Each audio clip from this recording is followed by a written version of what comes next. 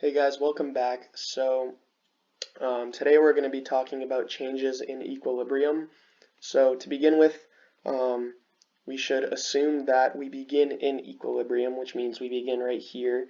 The market is in equilibrium, and to label equilibrium we use P star and Q star. So P star, Q star, equilibrium is right there. So what can happen? Well, demand can change, supply can change, or both can change.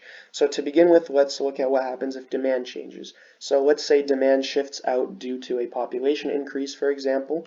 That would cause this demand curve to shift and become this demand curve right here, labeled as D prime. Um, and the price stays the same for the moment, which would mean that we now have excess demand. Because if the price stays the same, it goes out to right here, and that's the quantity demanded. And so we now have this area of excess demand, which is not good. We don't want that. Um, but then suppliers increase price and output, and basically, the reason why buyers are okay with this is because those who value it get it. Those who don't value it are squeezed out of the market. So um, basically, the buyers are okay with this happening because there's a slight change in the buyers. The ones who don't really want it aren't going to buy it for the higher price. Um, and so basically, the price rises up to P star star. And that's the new equilibrium right there, this point right here, Q star star, P star star. That is the new equilibrium. And so now if we go on to the next one, that's what happens when demand shifts out. Let's see what happens when demand shifts in. So again, we have the little market equilibrium set up right here, but now instead of shifting out this way, it's actually shifting in this way as labeled by the new D prime. So one reason could be, the decrease in the price of a competitive good.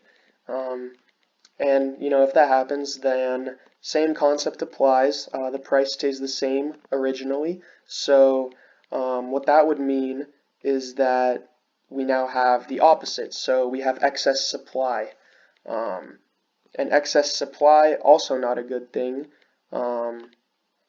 And basically, the firms will then decrease the prices and reach a new equilibrium again. So this is the original equilibrium.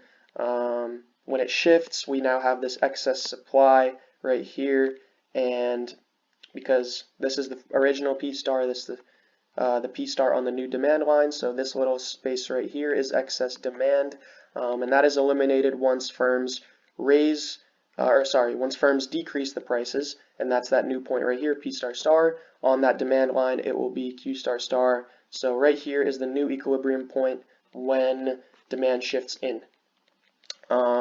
Now, if supply shifts out, what that means is that we're going from here to here, and that creates excess supply, as it logically would, because we have this demand or this supply curve here, this supply curve here. If price stays the same, then it would go to here, which would be QS. So we would have excess supply right here.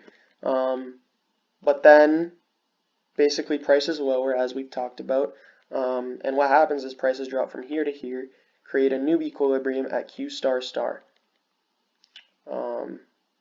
So it'll move down and to the right, and then the equilibrium will move down and to the right.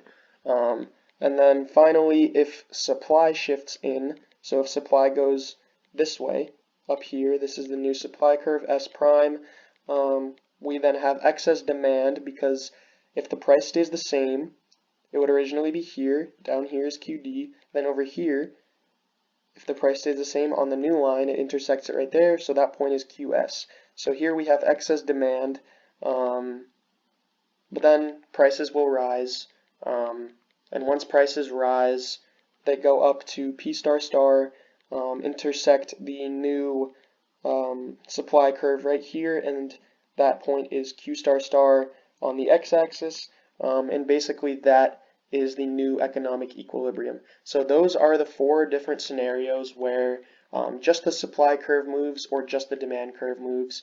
We have not gotten to what happens when both move in class, but once we do, I will make a video on that. So thank you for watching.